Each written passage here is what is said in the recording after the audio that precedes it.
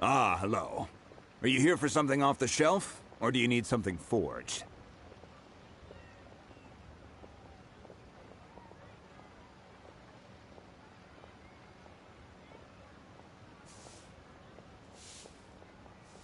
Excuse me, Master Zhang. We were wondering if you'd heard of something called a Wonder Core.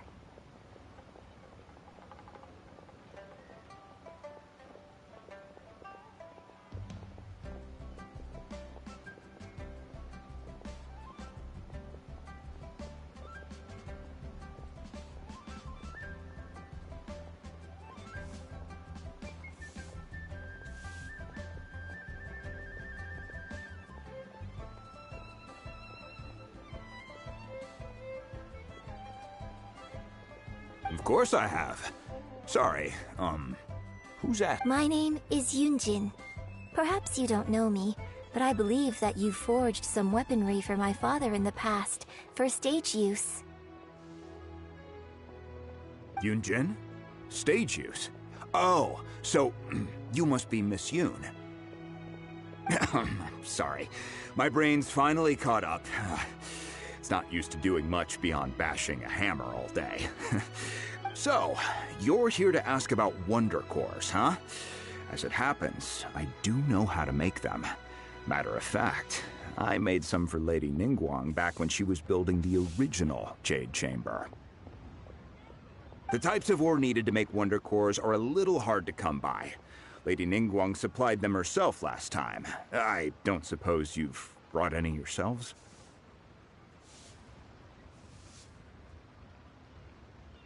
No, we were gonna ask you what kinds of ore we need.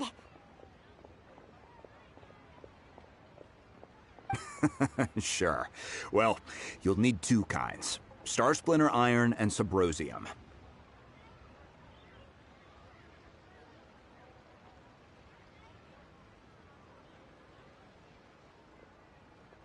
If I remember correctly, Lady Ningguang sourced her Star Splinter Iron from the Mount Tianheng area. They say it resonates with visions. It could take some work, but if you stick with it, you'll find... I'm really not sure. Sorry. What I've heard is that the people around Mount Tianheng have some sort of magic trick that can pinpoint the location of the stuff. Of course, it's probably just hearsay. If you want my advice, start by looking for Star Splinter Iron around Mount Tianheng. And if you run into any locals, ask them a few questions about Subrosium.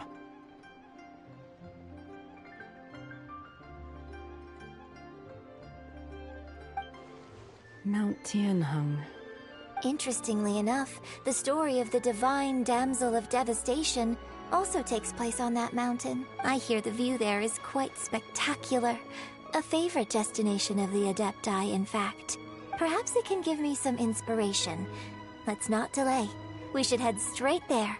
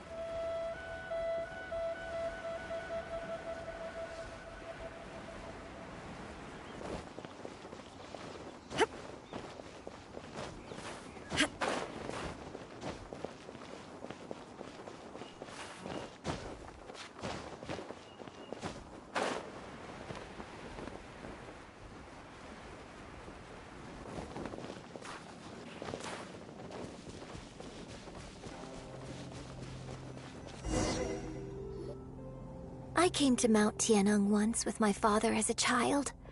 I remember it being such a long climb that I could barely feel my legs by the time we reached the top.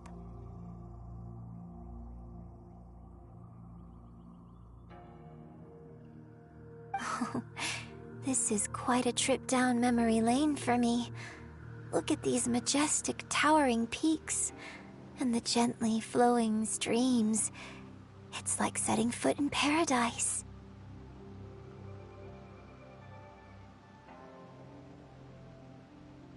No wonder the legend of the divine damsel of devastation is said to have taken place here. Adepti wander oft where mortals seldom stride. The Divine Damsel of Devastation is your upcoming opera, right? And the story takes place in Mount Tianheng. Huh. Seems like you have a real connection with this place. What's the story about? It's the story of a girl becoming a hero. Cool. A hero story? They're Paimon's favorite! The legend first arose in this area. It is said that there used to be a prosperous village on the mountain.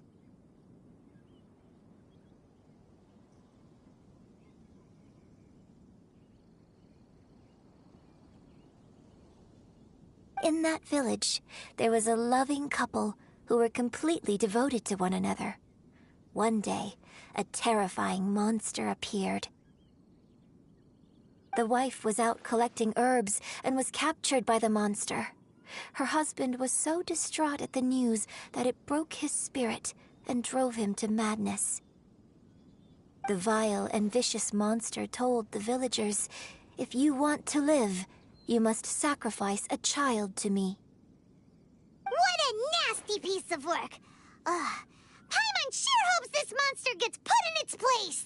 But the monster was so terrible and so strong that all within the village were terrified of it. They had no choice but to give in to the monster's demand. Just while they were discussing whose child would be given over to the monster, a little girl suddenly stood up and came forward. No! Don't do it, little girl!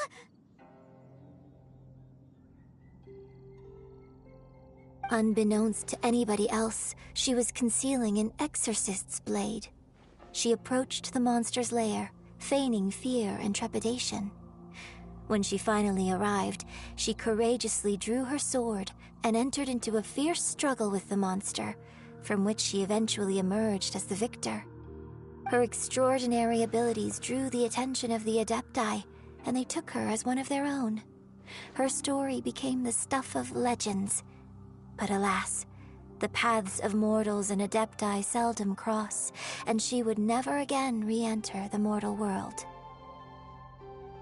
And so, destined to grace the mortal realm for but a brief moment, she vanished like a wisp of smoke into thin air. That's how the opera ends. I really like this story. But I personally think that perhaps the little girl was not as brave as the opera makes her out to be.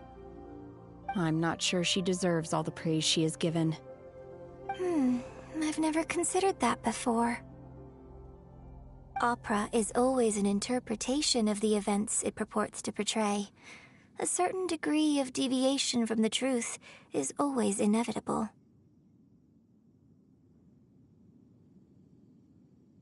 When my father wrote the script for this play, I suppose his intention was to inspire.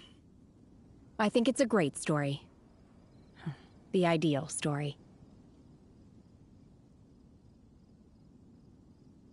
Well, it sure inspired Paimon! Let's go get ourselves some Star Splinter!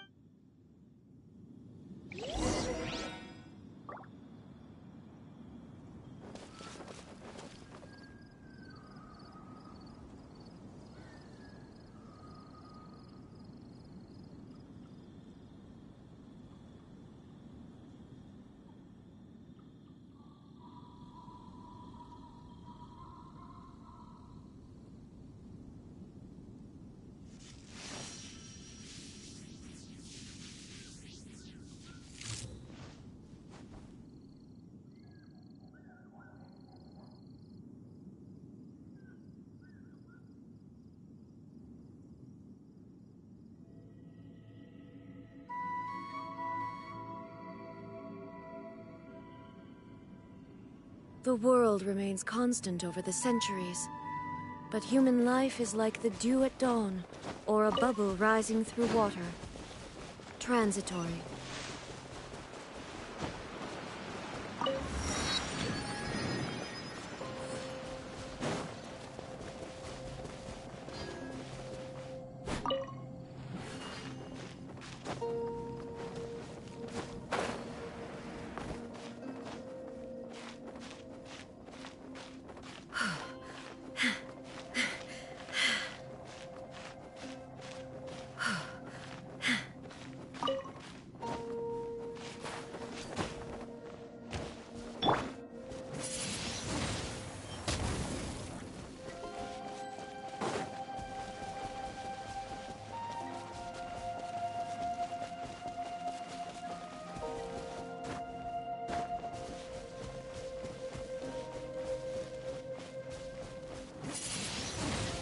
Windblade!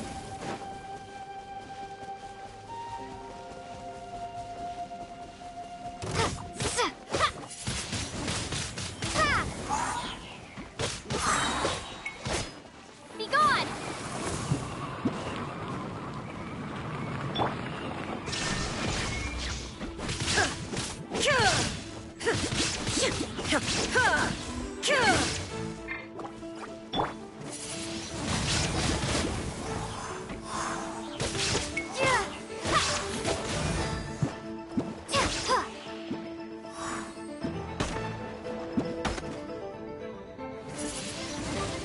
Windblade!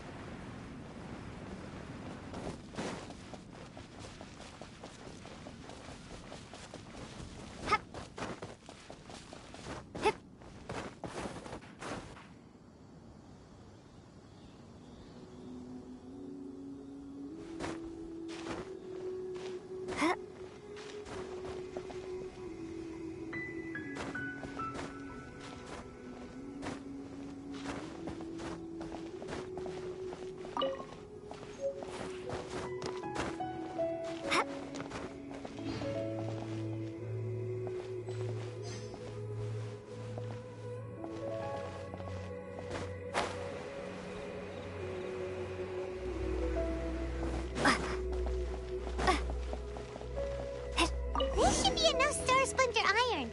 Now we just need to find that Symposium. I think I saw a village on our way here.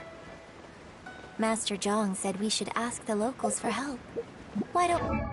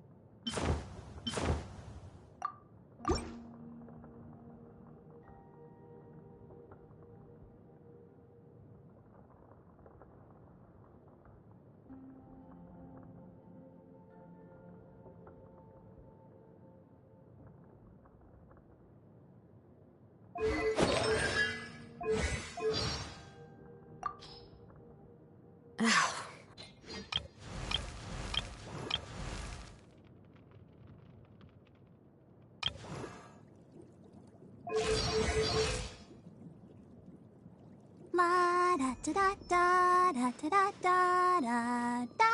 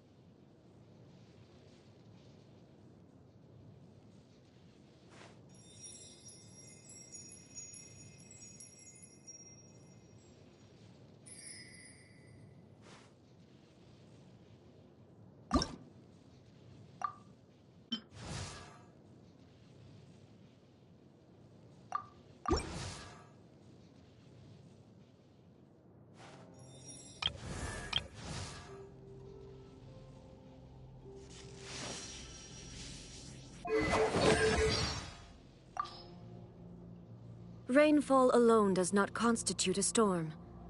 Thunder is required. The winter shogun approaches. Clear skies can do nothing to hide the brilliance of lightning. Divine bolts can strike even in the absence of rain. Do you see that tree? Wait, you understand? So, demonstration is not required. Good. Thunder's roar and lightning's flash. Erosion is a terrible thing. This body's purpose is to withstand the initial stage of my... Consuming this would be physically detrimental. Remove it from my presence. A familiar flavor. Acceptable. Foolish question. There are only two kinds of foods. Those that must be consumed to nourish the body.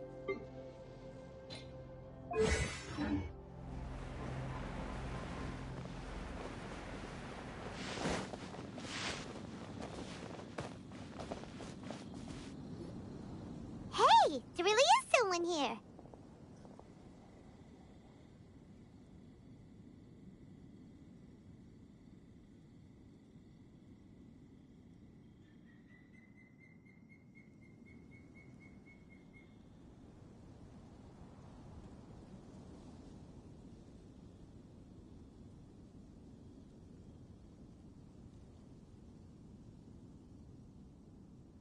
Yunjin, looks like you were right. Excuse us, sir. Can we ask you something? Huh. He didn't seem to catch that. Hello, sir.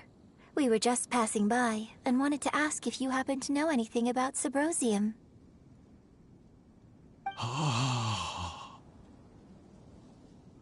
Is he trying to tell us to look for clues in the village? Well, whatever. Guess we're on our own here. Shenhua, Yunjin, let's have a look around.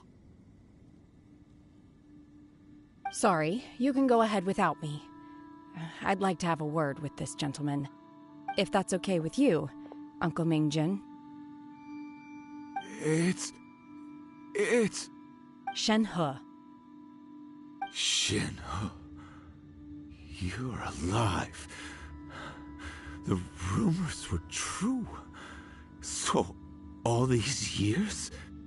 I'm sorry, I don't know how to find Subrosium, but I think you can find some information in the village. This place is deserted now. No one ever comes here. So you can rummage around all you want. Huh? You know this guy, Shenhua?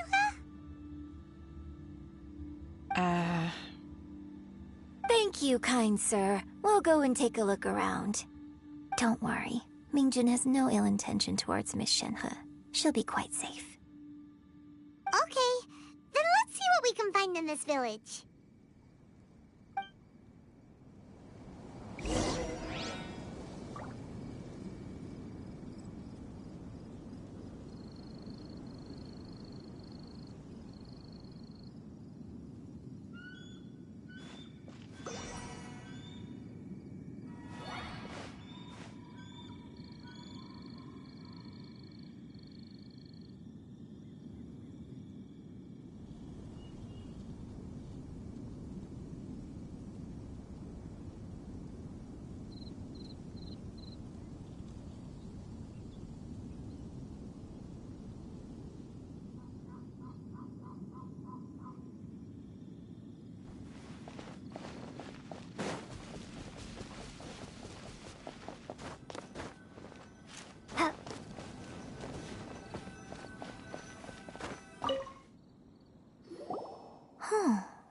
What's this? So, Shenhe is the divine damsel? Now that I think about it, she does behave rather like an adeptus, and she is about the right age. So that's why I've been getting the strangest feeling whenever I chat with her. I should have noticed it earlier. According to this text, the divine damsel from the opera was actually the daughter of the loving couple. And she didn't volunteer. She was sacrificed to the monster by her own father. Oh, the truth is even more lamentable than the opera. Now I understand why Shenhe said the girl was not as brave as people think. It wasn't her choice to enter that ghastly situation. She was forced into it. Oh, it looks like my father may need to make a few revisions to his beloved opera.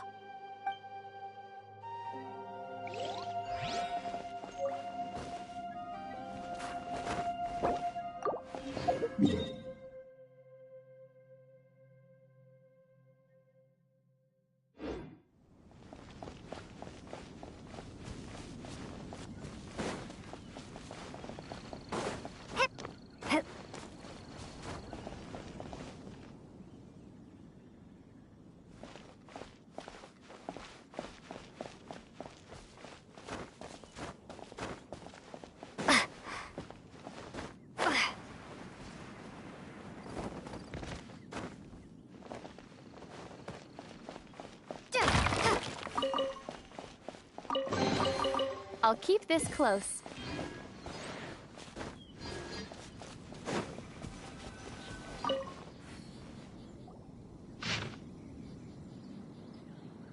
So it seems that Shenhe's father thought he was summoning a benevolent deity using a magic incantation. But in fact, he summoned an evil god's remains, which took the form of a monster. His obsessive yearning for his deceased wife led to a terrible tragedy. The villagers moved away in fear, without ever learning the truth. And now, this place is deserted. Still, I do wonder what the connection is between Shenhe and Mingjun. We've looked everywhere, but...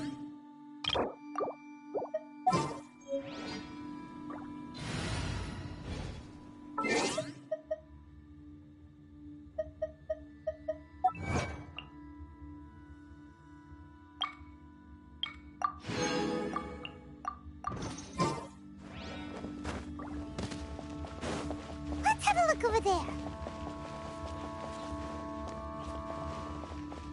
Hip.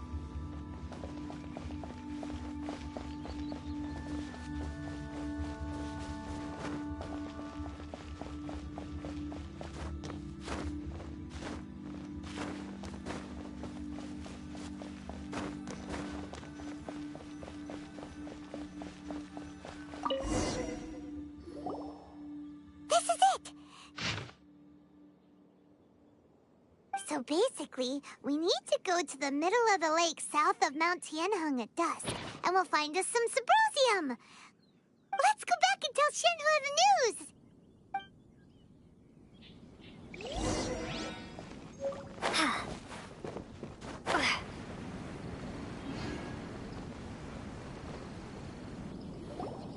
One year when I was back visiting, I heard a story about a white-haired adeptus from a merchant passing by. I never imagined it was you. I was a very close friend of your father's. I could have stopped him from performing the summoning ritual. I had plenty of chances, but I couldn't bring myself to stand up to him. I just let things happen, let it all escalate. And, well, we all know how that story ended. I bring flowers back here every year. And each time I wish I had a chance to apologize to you. Apologize for what? If you'd stopped him, he'd only have found another way. There is nothing he wouldn't have done for his true love. Nothing. Do you still hate him? I don't know what I feel. I'm told my fate is to bear the curse of calamity, so my master bound my soul with red ropes to curb my aggression. But it also dampened my emotions, making me dispassionate, like the Adepti. So if you ask me how I feel about the past, if I hate my father or not, the truth is, I feel nothing at all. It must have been so tough for you all these years. Shenhe, we're back! Oh, then I will leave you all in peace. Shenhe, it brings me some solace knowing that you are okay. I'll tell you more about the old times next time we meet. Thanks, mister. We found some info in the end.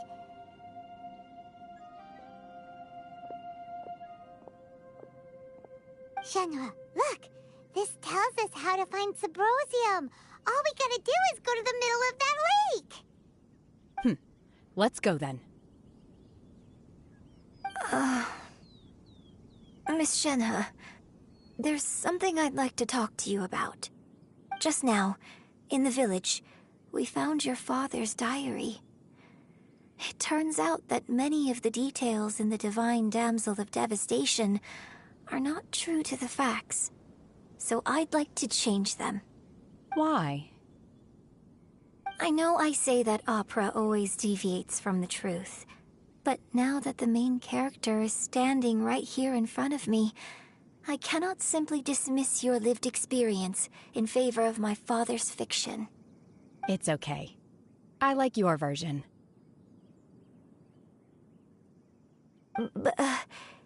Huh? My master once said that the day I learn how to use my strength for the good of others is the day that I can truly become part of human society. So, I hope that one day I might be brave enough to stand up and protect others, just like the girl in the opera. But I've never thought this way before, and I wonder whether I will continue to think in this way. Don't worry. I believe you will. In fact, I think maybe you've already started to become the person you aspire to be.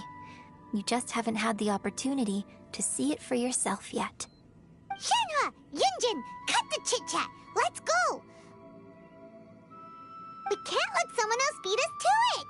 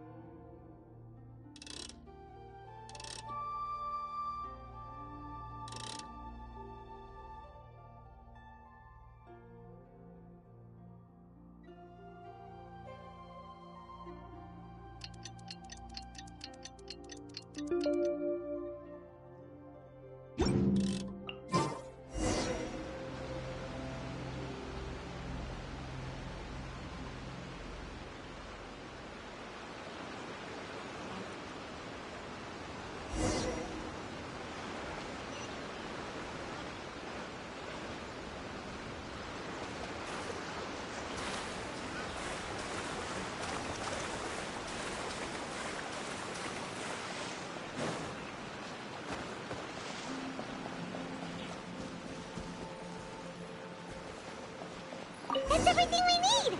Let's head back and report in! Paimon's curious if Beto's made any progress.